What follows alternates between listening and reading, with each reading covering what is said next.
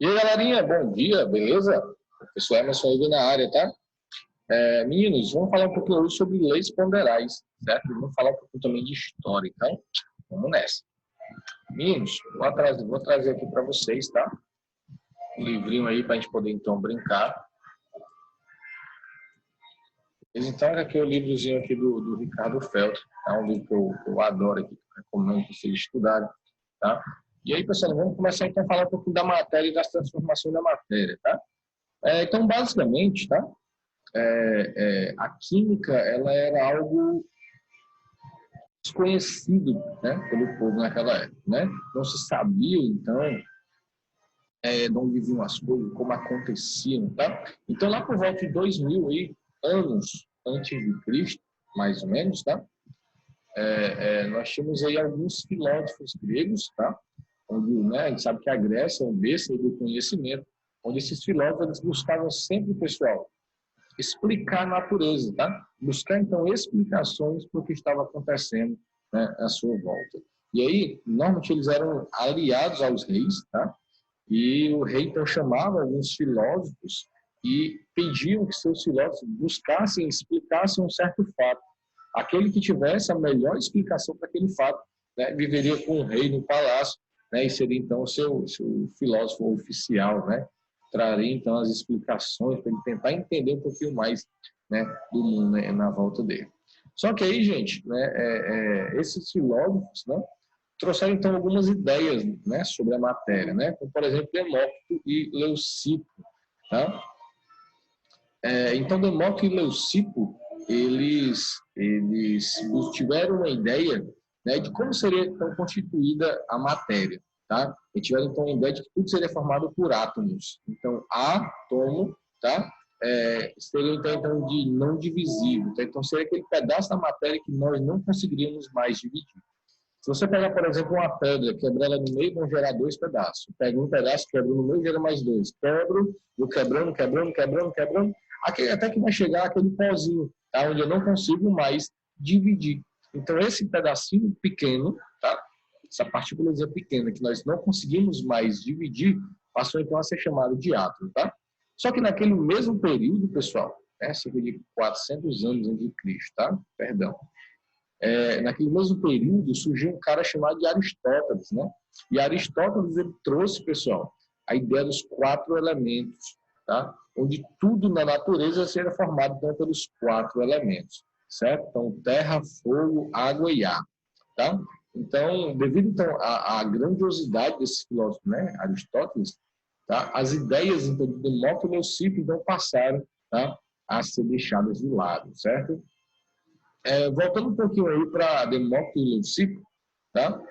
Alguns autores, tá? Em alguns livros, atribuem esse trabalho, tá?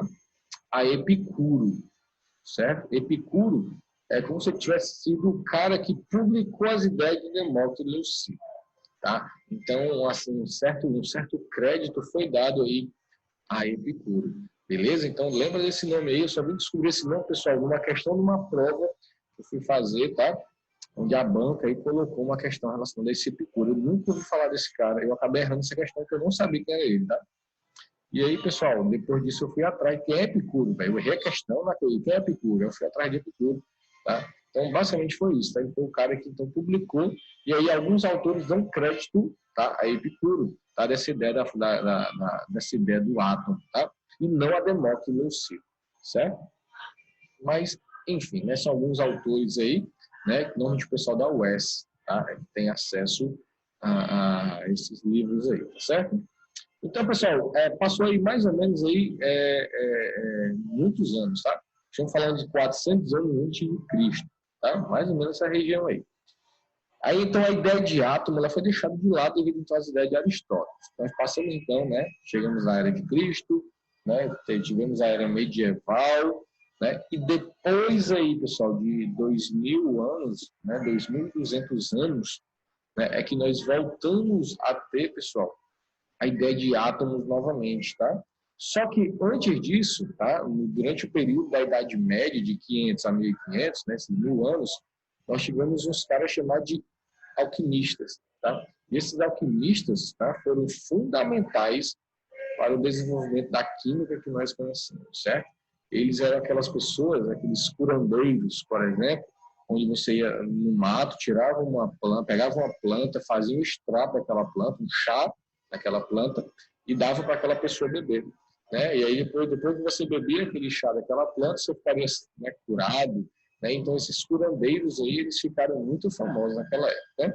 Só que alguns, pessoal, eles quiseram ir além, tá? Além disso, né? Alguns queriam, então, saber um pouco mais, começaram a criar explosivos, né? Substâncias que, quando se misturavam, mudavam de cor, tá? Então, isso tudo assustava muito, tá? Então, essas pessoas, então, meio que foram isoladas da sociedade, certo?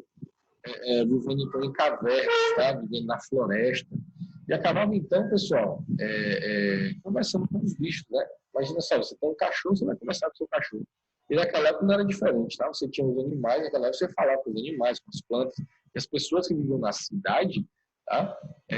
Se admiravam. Olha, ele está falando com bichos, tem pacto com o demônio, tá? Essa coisa toda, tá? Então, aquela ideia, essa ideia que você tem da Idade Média, né? Desses pactos com o diabo, que o pessoal tanto fala, vem tudo normalmente dessa cultura que foi, né, engessada aí em relação a essas pessoas que queriam descobrir um pouco mais sobre as ciências, tá?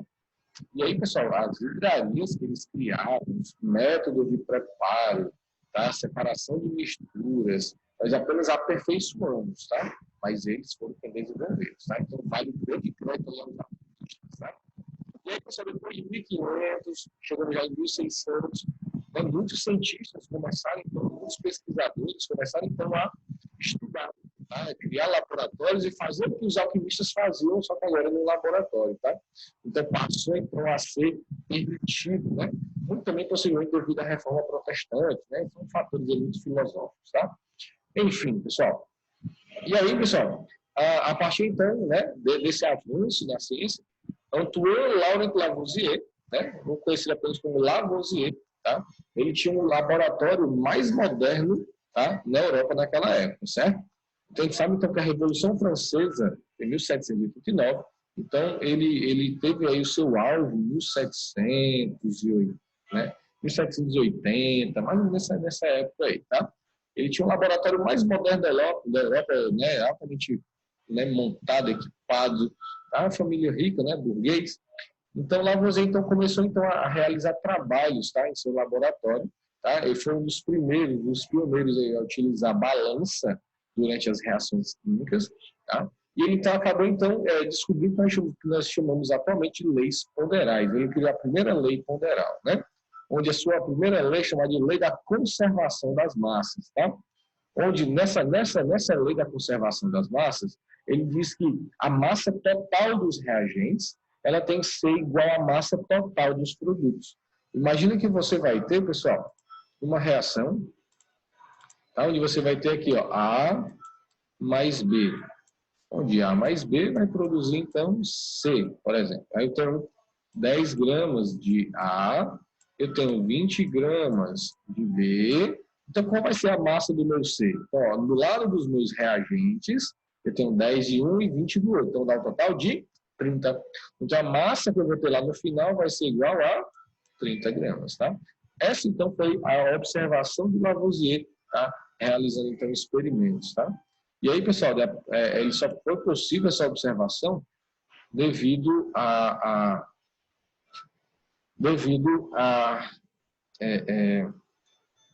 utilização de balões volumétricos nas reações, tá? Então, colocou dentro de balões, tampou os balões, e a partir, então, desse recipiente fechado, é que ele conseguiu, então, concluir que durante uma reação química não há perca de massa, certo? Apenas, no caso que ele chamou, então, de transformação. Você tem, então, as moléculas A e B, aí se chama de substância na época, tá? Substâncias A e B se transformavam nas substâncias, tá? Então, você teria uma transformação, certo? E não uma perca de matéria, beleza? Então, essa então, foi a primeira lei de Lavoisier. Deixa eu pegar aqui, deixa eu descer, deixa eu apagar e vamos para baixo. Então, a segunda lei, pessoal, criada, né? Então, a gente sabe então, que Lavoisier, pessoal, morreu em 1794, tá? Foi guilhotinado aí, acusado de traição na Revolução Francesa, tá? E até hoje o pessoal lamenta bastante, né, a morte de Lavoisier, morreu novo, 50 anos, né, basicamente. que em 100 anos não se faria uma cabeça tão grandiosa, né, como a mente do Lavoisier. Tá? Ele tinha uma mente muito aberta e talvez fizesse muito mais experimentos e descobertas aí no ramo da ciência, né? Mas aí na Revolução Francesa, né, o povo naquela época guilhotinou Lavoisier acusando de traição, né? Todo povo rico naquela época foi acusado de traição ao povo francês. E aí Lavoisier foi uma das vítimas. Na mesma época, né, Louis Proust, né, também vivia na França na época, só que ele se refugiou. Assim que começou a Revolução, ele correu e foi para a Inglaterra. Tá? E aí a Inglaterra deu a briga a ele, tá? E ele conseguiu, então, escapar. E aí, pessoal, no mesmo período, tá? Ele fez, então, né, ele criou, então, a segunda lei ponderal, tá? Que é a lei das proporções constantes. Como assim, professor? A gente tem a reação aqui, ó, do carbono, como ele está colocando aqui, ó, carbono, e vai reagir com o oxigênio, tá? O carbono reage com o oxigênio produzindo o gás carbono, certo? Você tem aqui 3 gramas de um reagindo com 8 gramas do outro. Então, pela lei de Lavoisier, a massa de gás carbônico seria igual a 11 gramas, tá? Ó, 3 mais 8 dá 11 gramas. A que eu falo descoberta dele, que quando nós variamos, tá? Variamos a massa de um dos reagentes, por exemplo, ele pegou, utilizou ao invés de 3, utilizou 6 gramas de carbono. Tá? Qual seria, então, a massa de oxigênio necessária para reagir? Então, se você dobrou, ó, se você multiplicou por 2 a massa de carbono, você também vai ter que multiplicar por 2 a massa de oxigênio. Tá? E, consequentemente, a massa do meu produto ela vai ser também multiplicada por 2. Né? Vai ser tudo ao dobro. Tá? Então, essa foi chamada de lei das proporções constantes, ou proporções fixas, ou ainda proporções definidas. Tá certo? Então, essa foi a segunda contribuição. Tá? A terceira contribuição, pessoal, foi a contribuição de John Dalton. Tá? A gente não vai ver isso nessa aula, não. Tá? Então, são cenas aí para o nosso ensino médio.